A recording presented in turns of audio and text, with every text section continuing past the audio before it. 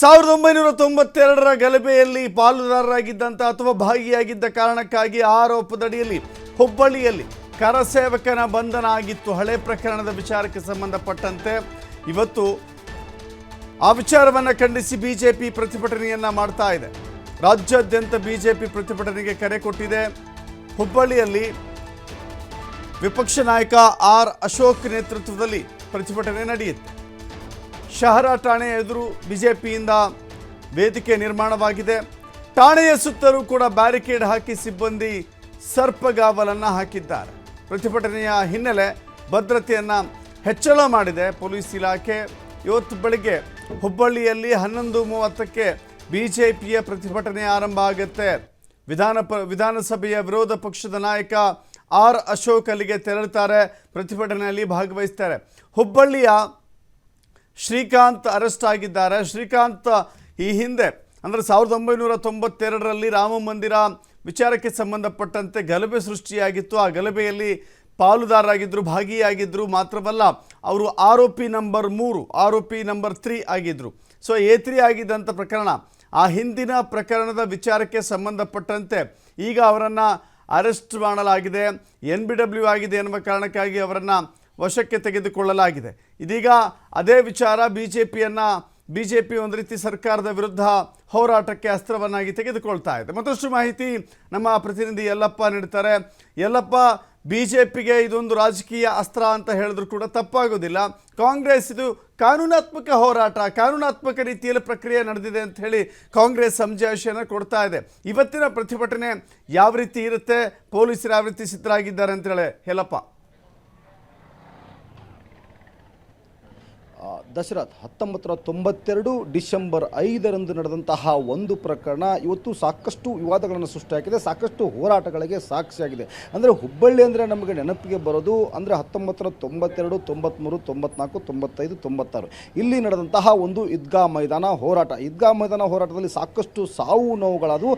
ಅದಕ್ಕಿಂತ ಮುಂಚೆ ಇಲ್ಲಿ ಅಂದರೆ ಹೋರಾಟವಾಗಿದ್ದು ಯಾವುದಕ್ಕೆ ವಿಚಾರ ಅಂದರೆ ರಾಮ ಮಂದಿರ, ರಾಮ ಜನ್ಮಭೂಮಿಯನ್ನು ಬಿಟ್ಟುಕೊಡಬೇಕು ಅಂತೇಳಿ ಒಂದು ಕಡೆ ಅಂದರೆ ಹೋರಾಟ ಆದವು. ಆ ಹೋರಾಟ ಸಂಪರ್ಕಕ್ಕೆ ಇಲ್ಲಿ ಡಿಸೆಂಬರ್ 5, 1992ರಂದು ನಾನು ನಿಂತಹ ಸ್ಥಳ ಏನು ಹುಬ್ಬಳ್ಳಿಯ ದುರ್ಗದ ಬೇರಿದೆ, ಇದೇ ಒಂದು ಸ್ಥಳದಲ್ಲಿ ಒಂದು ದೊಡ್ಡದಂತಹ ಹೋರಾಟ ನಡೀತು. ಆ ಹೋರಾಟದಲ್ಲಿ ಶ್ರೀಕಾಂತ್ ಪೂಜಾರಿ ಸೇರಿದಂತೆ 13 ಜನ ಭಾಗಿಯಾಗಿದ್ದರು. ಆ 13 ಜನರ ವಿರುದ್ಧ ಇಲ್ಲಿ 13 ಜನರು ಸೇರಿ ಇಲ್ಲಿ ಅಂತಂದರೆ ಕೆಲವೊಂದಿಷ್ಟು ಮಳಿಗೆಗಳನ್ನು ಸುಟ್ಟು ಹಾಕಿದ್ರು, ಇನ್ನೊಂದು ಕಡೆ ಅಂದರೆ ವಾಹನಗಳನ್ನು ಸುಟ್ಟು ಹಾಕಿದ್ರು. ಆ ವಾಹನ ಸುಟ್ಟು ಹಾಕಿದ ಹಿನ್ನೆಲೆಯಲ್ಲಿ ಇಲ್ಲಿ ಅಂತಂದರೆ ಒಟ್ಟು 13 ಜನರ ಮೇಲೆ ಪ್ರಕರಣ ದಾಖಲಾಯಿತು. 13 ಜನರಲ್ಲಿ 5 ಜನ ಈಗಾಗಲೇ ಅಂತಾರೆ ಸಾವನ್ನಪ್ಪಿದ್ದಾರೆ, ಇನ್ನೂ ಕೆಲವು ಜನ ಇದ್ದಾರೆ. ಅದರಲ್ಲಿ ಕೆಲವೊಂದಿಷ್ಟು ಜನ ಅನಾರೋಗ್ಯದಿಂದ ಪೀಡಿತರಾಗಿದ್ದಾರೆ. ಅವರೆಲ್ಲರೂ ಈಗಾಗಲೇ ಅಂದರೆ 13 ಜನ ಇದ್ದರು. ಆ 13 ಜನರು ಹೋರಾಟ ಮಾಡಿದಾಗ ಅವರು ವಯಸ್ಸು ಅಂತಾರೆ ಕೆಲವೊಂದಿಷ್ಟು ಜನರು 25, 26, ಇನ್ನೊಂದಿಷ್ಟು ಜನರದು 30, 35 ಈ ರೀತಿಯಾಗಿ ಸಣ್ಣ ಪುಟ್ಟ ಕುದಿಯುವ ರಕ್ತ ಇದ್ದಂತಹ ವಯಸ್ಸಿನಲ್ಲಿ ಅವರಂತಾರೆ ಹೋರಾಟ ಮಾಡಿದರು. ಆ ಹೋರಾಟ ಮಾಡಿದ ನಂತರ ಈಗ ಅದು ತೀವ್ರ ಸ್ವರೂಪ ಪಡೆದುಕೊಳ್ಳೋಕೆ ಏನಂದರೆ ಆ ಕೇಸ್ ಓಪನ್ ಆಗಿದೆ ಅಂತೇಳಿ. ಆದರೆ ಈ ಸಂಬಂಧಪಟ್ಟಂಗೆ ಸರ್ಕಾರ ಆಗಲಿ ಪೊಲೀಸ್ ಇಲಾಖೆ ಆಗಲಿ ಒಂದು ಕಡೆ ಅಂತ ಹೇಳುತ್ತೆ ಇದು ನಾವು ಈ ಕೇಸನ್ನು ಓಪನ್ ಮಾಡಿಲ್ಲ, LPC ಅಂದರೆ ಲಾಂಗ್ ಪೆಂಡಿಂಗ್ ಕೇಸನ್ನು ನಾವು ಕ್ಲೋಸ್ ಮಾಡಿದ್ದೀವಿ. ಆ ಲಾಂಗ್ ಪೆಂಡಿಂಗ್ ಕೇಸ್ ಅಡಿಯಲ್ಲೂ ಸಹಿತ ಇದೊಂದು ಪ್ರಕರಣ ಹುಬ್ಬಳ್ಳಿ ಧಾರವಾಡದಲ್ಲಿ ಒಟ್ಟು ನಾವು 37 ಕೇಸುಗಳನ್ನು ಕ್ಲೋಸ್ ಮಾಡಿದ್ದೀವಿ. ಆ ಒಂದು ಕೇಸ್ ಅಂತಂತೆ ಈ ಒಂದು ಕೇಸನ್ನು ನಾವು ಕ್ಲೋಸ್ ಮಾಡಿದ್ದೀವಿ. ಅವರು ಇಲ್ಲಿವರೆಗೂ ಸಹಿತ ನ್ಯಾಯಾಲಯಕ್ಕೆ ಹಾಜರಾಗಿಲ್ಲ, ಹೀಗಾಗಿ ಅವ್ರನ್ನ ಬಂಧಿಸಿ ನ್ಯಾಯಾಲಯಕ್ಕೆ ಹಾಜರು ಮಾಡಿದೆ ಅಂತೇಳಿ ಪೊಲೀಸರು ಮತ್ತು ಈಗಾಗಲೇ ಸರ್ಕಾರ ಹೇಳ್ತಿದೆ. ಆದರೆ ಇದೇ ಒಂದು ವಿಷಯವನ್ನು ಇವತ್ತು ಬಿಜೆಪಿಯ ರಾಜಕೀಯ ಅಸ್ತ್ರವನ್ನಾಗಿ ಬಳಸಿಕೊಳ್ಳುತ್ತಾ ಇದೆ. ಇವತ್ತು ನಾನು ಇಲ್ಲೇನು ವೇದಿಕೆಯನ್ನು ತೋರಿಸ್ತಾ ಇದ್ದೀನಿ, ಇದೇ ವೇದಿಕೆ ಮೇಲೆ ಅಂತಂದರೆ 11:30 ಸುಮಾರಿಗೆ ಇಲ್ಲಿ ಅಂದರೆ ವಿಪಕ್ಷ ನಾಯಕ ಆರ್ ಅಶೋಕ್ ಅವರು ಪ್ರತಿಭಟನೆ ಮಾಡ್ತಾರೆ. ಸರ್ಕಾರಗಳ ವಿರುದ್ಧ ಒಂದೇ ಒಂದು ಬೇಡಿಕೆ ಇವತ್ತು ಯಾರು ಇವತ್ತು ಆ ಇನ್ಸ್ಪೆಕ್ಟರ್ ತಪ್ಪು ಮಾಡಿದರೆ ಇನ್ಸ್ಪೆಕ್ಟರ್ ಇಲ್ಲಿ ಅಂತಂದರೆ ಈ ರಾಮ ಸೇವಕನ ಬಂಧಿಸಿದ್ದಾರೆ ಅವನನ್ನು ಇಲ್ಲಿ ಅಂತಾರೆ ಅಮಾನತು ಮಾಡಬೇಕು ಮತ್ತು ಈ ಏನು ಪ್ರಕರಣ ಏನಿದೆ ಸಂಪೂರ್ಣವಾಗಿ ಅಂತಂದರೆ ಆ ಪ್ರಕರಣವನ್ನೇ ಇಲ್ಲಿ ಅಂತಾರೆ ಕ್ಲೋಸ್ ಮಾಡಬೇಕು ಅಂತೇಳಿ ಬೇಡಿಕೆಯನ್ನು ಇವತ್ತು ಇಟ್ಟಿದ್ದಾರೆ. ಆ ಬೇಡಿಕೆ ಹಿನ್ನೆಲೆಯಲ್ಲಿ ಒಂದು ಕಡೆ ಈ ರೀತಿಯ ಹಲವು ಬೇಡಿಕೆಗಳನ್ನು ಇಟ್ಟುಕೊಂಡು ಪ್ರತಿಭಟನೆ ಮಾಡ್ತಾರೆ. ಈ ಸಂದರ್ಭಕ್ಕೆ ಇಲ್ಲಿ ಅಂತಾರೆ ಒಂದು ಕಡೆ ವೇದಿಕೆಯೂ ಸಹ ಇಲ್ಲಿ ಅಂತಾರೆ ಸಿದ್ಧವಾಗಿದೆ. ಇನ್ನೊಂದು ಈ ಒಂದು ವೇದಿಕೆಗೆ ಯಾವುದೇ ರೀತಿಯಾಗಿ ಅಹಿತಕರ ಘಟನೆ ನಡೀಬಾರ್ದು ಅಂತೇಳಿ ಪ್ರತಿಭಟನೆಯಲ್ಲಿ ಅಹಿತಕರ ಘಟನೆ ನಡೀಬಾರ್ದು ಅಂತೇಳಿ ಪೊಲೀಸರು ಸಹ ಇಲ್ಲಿ ಅಂತಾರೆ ಒಂದು ಹದ್ದಿನ ಕಣ್ಣನ್ನು ಇಲ್ಲಿ ಇಟ್ಟಿದ್ದಾರೆ. ಒಟ್ಟು 500ಕ್ಕೂ ಹೆಚ್ಚು ಪೊಲೀಸರನ್ನು ಇಲ್ಲಿ ಏನು ಹುಬ್ಬಳ್ಳಿಯ ಶಹರ ಪೊಲೀಸ್ ಠಾಣೆ ಏನಿದೆ ಈ ಒಂದು ಪೊಲೀಸ್ ಠಾಣೆಯ ಸುತ್ತಮುತ್ತಲೂ ಸಹ ಇಲ್ಲಿ ಅಂತಾರೆ ಬ್ಯಾರಿಕೇಡ್ಗಳನ್ನು ಹಾಕಿದ್ದಾರೆ. ಇನ್ನೊಂದು ಕಡೆ ಅಂತಂದರೆ ಒಂದು ಕಡೆ ಬ್ಯಾರಿಕೇಡ್, ಇನ್ನೊಂದು ಕಡೆ ಅಂದರೆ ಪೊಲೀಸರ ನಿಯೋಜನೆ ಮಾಡಲಾಗಿದೆ. ಇಲ್ಲಿ ಒಂದು ಕಡೆ ಇನ್ನೊಂದು ಕಡೆ ಈಗ ಏನು ಆರ್ ಅಶೋಕ್ ಅವರು ಒಂದು ಕಡೆ ಚನ್ನಮ್ಮರದಿಂದ ಇಲ್ಲಿ ಶಹರ ಠಾಣೆ ಪೊಲೀಸರವರೆಗೂ ಬೃಹತ್ ಮೆರವಣಿಗೆ ಮುಖಾಂತರ ಪ್ರತಿಭಟನೆ ಮಾಡ್ತಿದ್ದಾರೆ ಅನ್ನೋದು ಮಾತು ಕೇಳಿ ಬರ್ತಾ ಇದೆ. ಆದರೆ ಒಂದು ಕಡೆ ಅಂದರೆ ನೇರವಾಗಿ ಇಲ್ಲಿ ಅಂತಂದರೆ ಇದೇ ಒಂದು ವೇದಿಕೆಯನ್ನು ಹಂಚಿಕೊಳ್ತಾರೆ, ವೇದಿಕೆಯಲ್ಲಿ ಭಾಗಿಯಾಗಿ ಪ್ರತಿಭಟನೆಯನ್ನು ಮಾಡ್ತಿದ್ದಾರೆ ಅಂತೇಳಿ. ಒಂದು ಕಡೆ ಇವತ್ತು ಈ ಒಂದು ಏನು ಹೋರಾಟ ಏನಿದೆ, ಹೋರಾಟ ಮುಂಬರುವ ಲೋಕಸಭಾ ಚುನಾವಣೆಗೆ ಸಾಕಷ್ಟು ದಿಕ್ಸೂಚಿ ಆಗ್ತದೆ. ಯಾಕೆ ದಿಕ್ಸೂಚಿ ಆಗುತ್ತೆ ಅಂದರೆ ಒಂದು ಕಡೆ ಈ ಹಿಂದಿನ ಸಹಿತ ಹುಬ್ಬಳ್ಳಿ ಅಂದಾಗ ನಮಗೆ ಇಲ್ಲಿ ಕಣ್ಣಿಗೆ ಕಾಣೋದು ಈದ್ಗಾ ಮೈದಾನ. ಇದೇ ಒಂದು ಈದ್ಗಾ ಮೈದಾನದಲ್ಲಿ ಸಾಕಷ್ಟು ಇಲ್ಲಿ ಜನರು ಇಲ್ಲಿ ಅಂದರೆ ತಮ್ಮ ಜೀವನವನ್ನೇ ರೂಪಿಸ್ಕೊಂಡ್ರು, ಅದು ರಾಜಕೀಯ ಜೀವನವನ್ನು. ಈಗ ಅಂತಂದರೆ ಇದೇ ಒಂದು ಹೋರಾಟ ಮತ್ತೆ ಏನು 1992 ನಡೆದಂತಹ ಒಂದು ಘಟನೆ ಏನಿದೆ ಮತ್ತೆ ಈಗ ಅಲ್ಲಿ ಅಂತಂದರೆ ರೀಓಪನ್ ಆಗಿದೆ. ಅದು LPC ಕೇಸ್ ಅಂತೇಳಿ ಪೊಲೀಸ್ ಹೇಳಿದ್ರೆ, ಇನ್ನೊಂದು ಕಡೆ ಅಂದರೆ ಇಲ್ಲ ಕೇಸನ್ನು ರೀಓಪನ್ ಮಾಡಿದ್ದಾರೆ ಅಂತೇಳಿ BJP ಅಸ್ತ್ರವಾಗಿಸ್ಕೊಂಡಿದ್ದಾರೆ. ಇದನ್ನೆಲ್ಲವೂ ನೋಡಿದಾಗ ಒಂದು ಕಡೆ ಅಂತಂದರೆ ಕಾಂಗ್ರೆಸ್ ಮತ್ತು BJPಯ ಎರಡೂ ರಾಜಕೀಯ ಜಟಾಪಟಿಗೆ ಇಲ್ಲಿ ಏನು ರಾಮ ಭಕ್ತನ ಏನು ಬಂಧನ ವಿಷಯ ಸಾಕಷ್ಟು ಚರ್ಚೆ ಆಗ್ತಿದೆ ದಶರಥ್. ಇದರ ಜೊತೆಗೆ ನಾವು ಗಮನಿಸಿದ್ದೇವೆ, ಶ್ರೀಕಾಂತ್ ಪೂಜಾರಿ ಅವರ ಮಗ ನೆನ್ನೆ ಮಾತನಾಡ್ತಿರುವಂಥದ್ದನ್ನು ನೋಡಿದ್ವಿ. ನಮ್ಮ ತಂದೆ ಅನಾರೋಗ್ಯ ಪೀಡಿತರಾಗಿದ್ದಾರೆ, ಏನಾದರೂ ಹೆಚ್ಚು ಕಮ್ಮಿ ಆದರೆ ಸರ್ಕಾರವೇ ಹೊಣೆ ಅನ್ನುವ ಎಚ್ಚರಿಕೆಯನ್ನು ಕೂಡ ಕೊಟ್ಟಿದ್ದಾರೆ. ಆ ಮಧ್ಯದಲ್ಲಿ ಇದೀಗ BJPಯು ಕೂಡ ಒಂದು ಕಡೆ ರಾಮ ಮಂದಿರದ ಉದ್ಘಾಟನೆಗೆ ಸಿದ್ಧತೆ ನಡೀತಾ ಇದೆ. ರಾಮ ಮಂದಿರದ ಹೋರಾಟದಲ್ಲಿ ಕರಸೇವಕರ ವಿಚಾರಕ್ಕೆ ಸಂಬಂಧಪಟ್ಟಂತೆ ಬಂಧನ ಆಗಿದೆ. ಇದು ರಾಜಕೀಯವಾಗಿಯೂ ಕೂಡ ಸಾಕಷ್ಟು ಮೇಲಾಟ. ಮುಂಬರುವಂಥ ಲೋಕಸಭೆ ಚುನಾವಣೆ ಇದೆ. ಈ ಒಟ್ಟಾರೆ ಪರಿಣಾಮ ಒಂದು ಕಡೆ ಆದರೆ ಅನಾರೋಗ್ಯಕ್ಕೆ ಸಂಬಂಧಪಟ್ಟಂತೆಯೂ ಕೂಡ ಕೆಲವಷ್ಟು ಮಾಹಿತಿಯನ್ನು ಅವ್ರ ಕುಟುಂಬ ಹಂಚಿಕೊಂಡಿತ್ತು ಅಂತ ಹೇಳಿ ಅಲ್ಲಪ್ಪ.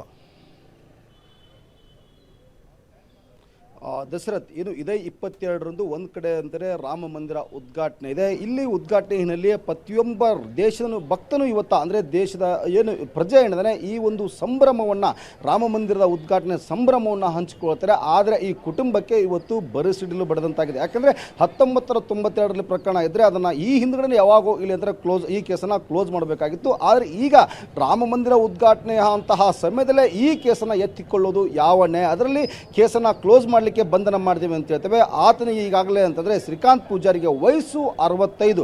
ಆ 65 ವಯಸ್ಸಿನಲ್ಲಿ ಕಳೆದ 4 ತಿಂಗಳ ಹಿಂದ್ಗಡೆ ಅಂತಂದರೆ ಆತನ ಇಲ್ಲಿ ಆಟೋ ಓಡಿಸ್ಕೊಂಡು ಜೀವನ ಮಾಡ್ತಿರ್ತಾನೆ. ಆ ಆಟೋ ಓಡಿಸುವಾಗ ಇಲ್ಲಿ ಆಟೋ ಪಲ್ಟಿ ಆಗುತ್ತೆ. ಆತನ ಭುಜಕ್ಕೆ 2 ಇಲ್ಲಿ ಪೆಟ್ಟು ಬೀಳುತ್ತೆ. 2 ಭುಜಕ್ಕೂ ಇಲ್ಲಿ ಪೆಟ್ಟು ಬಿದ್ದರಿಂದ 2 ಭುಜಗಳಿಗೂ ಶಸ್ತ್ರಚಿಕಿತ್ಸೆ ಆಗಿದೆ ಮತ್ತು ವಾರಕ್ಕೆ 2 ಬಾರಿ ಹತ್ರ ಆತನ ಹುಬ್ಬಳ್ಳಿಯ ಕಿಮ್ಸ್ ಆಸ್ಪತ್ರೆಗೆ ಚಿಕಿತ್ಸೆ ಪಡೆಯಬೇಕಾಗಿದೆ. ಹೀಗಾಗಿ ಮಾನವೀಯತೆ ದೃಷ್ಟಿ ಇದ್ದಿಟ್ಟುಕೊಂಡು ಪೊಲೀಸರು ಬಿಡಬೇಕಾಗಿತ್ತು ಅಂತೇಳಿ ಆ ಏನು ಶ್ರೀಕಾಂತ್ ಪೂಜಾರಿಯ ಸುಪುತ್ರ ಏನಿದ್ರೆ ಮಂಜುನಾಥ್ ಇಲ್ಲಿ ಅಂದರೆ ಅಳಲನ್ನು ತೋಡ್ಕೊಳ್ತಾರೆ. ಮಂಜುನಾಥ್ ಇಲ್ಲಿ ಇನ್ನೊಂದು ಮಾತು ಹೇಳ್ತಾರೆ, ಇಲ್ಲಿವರೆಗೂ ಯಾಕೆ ಪೊಲೀಸರು ಸೈಲೆಂಟ್ ಇದ್ರು? 1992ರಲ್ಲಿ ನಡೆದಂತಹ ಈ ಒಂದು ಘಟನೆ ಏನಿತ್ತು, ಯಾವಾಗ ಇಲ್ಲಿ ಅಂದರೆ ಕ್ಲೋಸ್ ಮಾಡಬೇಕಾಗಿತ್ತು. ಇಲ್ಲಿ ನಮ್ಮ ತಂದೆ ಇಲ್ಲಿ ನಮ್ಮ ತಾಯಿ ಮದುವೆ ಏನು ತಮ್ಮ ತಂದೆ ಮದುವೆ ಆಗಿಂತ ಮುಂಚೆನೇ ಇಲ್ಲಿ ಅಂತಂದರೆ ಈ ಪ್ರಕರಣವನ್ನು ಇಲ್ಲಿ ಅಂತಾರೆ ನಡೆದಿತ್ತು. ಆದರೆ ನಮ್ಮ ತಾಯಿಗೂ ವಿಷಯ ಗೊತ್ತಿಲ್ಲ ಮತ್ತು ನಮ್ಮ ತಂದೆಯೂ ಸಹಿತ ನಮ್ಮ ಮೇಲೆ ಈ ರೀತಿಯಾಗಿದ್ದಂತಹ ಒಂದು ಪ್ರಕರಣ ಇದೆ ಅಂತ ಎಲ್ಲಿಯೂ ಸಹ ಹೇಳಿರಲಿಲ್ಲ.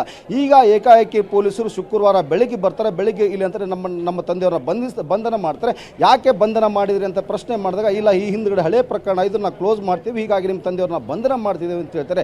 ಹೀಗಾಗಿ ನಮಗೆ ಸಾಕಷ್ಟು ನೋವು ಕಾಡ್ತಾ ಇದೆ. ನಮ್ಮ ತಂದೆಯನ್ನು ಈಗಾಗಲೇ ಅಂದರೆ ಬಿಡುಗಡೆ ಮಾಡಬೇಕು, ಆತನಿಗೆ ಅನಾರೋಗ್ಯ ಇದೆ, ತಕ್ಷಣ ಬಿಡುಗಡೆ ಮಾಡಬೇಕು ಅಂತೇಳಿ ಈಗಾಗಲೇ ಅಂದರೆ ಬೇಡಿಕೆಯನ್ನು ಮಂಜುನಾಥ್ ಸಹ ಇಟ್ಟಿದ್ದಾನೆ. ಆದರೆ ಈ ಸಂದರ್ಭಕ್ಕೆ ವಿಶ್ವ ಹಿಂದೂ ಪರಿಷತ್ ಮುಖಂಡ ಮತ್ತು ಇಲ್ಲಿ ಅಂತಾರೆ ಖ್ಯಾತ ವಕೀಲರಂತಹ ಸಂಜೀವ್ ಬಡಸ್ಕರ ಒಂದು ಟೀಮ್ ಏನಿದೆ, ಸುಮಾರು 10 ಜನ ವಕೀಲ ಟೀಮ್ ಆತನ ಜಾಮೀನಿಗೆ ಎಲ್ಲ ರೀತಿಯಾದಂತಹ ಒಂದು ಸಿದ್ಧತೆಯನ್ನು ಮಾಡಿಕೊಳ್ತಾರೆ ಮತ್ತು ಈ ಸಂದರ್ಭಕ್ಕೆ ಒಂದು ದಾಖಲೆ ಕಲೆ ಹಾಕುವಂತಹ ಕೆಲಸವನ್ನು ಮಾಡ್ತಿದೆ. ಯಾಕೆಂದರೆ ಸುಮಾರು 31 ವರ್ಷಗಳ ಹಿಂದಿನ ಪ್ರಕರಣ. ಆ ಸಂಬಂಧಪಟ್ಟಂಗೆ ದಾಖಲೆ ಧಾರವಾಡದ ಒಂದು ಜಿಲ್ಲಾ ನ್ಯಾಯಾಲಯದ ಕೆಲವೊಂದಿಷ್ಟು ದಾಖಲೆಗಳಿವೆ, ಹುಬ್ಬಳ್ಳಿ ನ್ಯಾಯಾಲಯದಲ್ಲಿ ಕೆಲವೊಂದಿಷ್ಟು ದಾಖಲೆಗಳಿವೆ.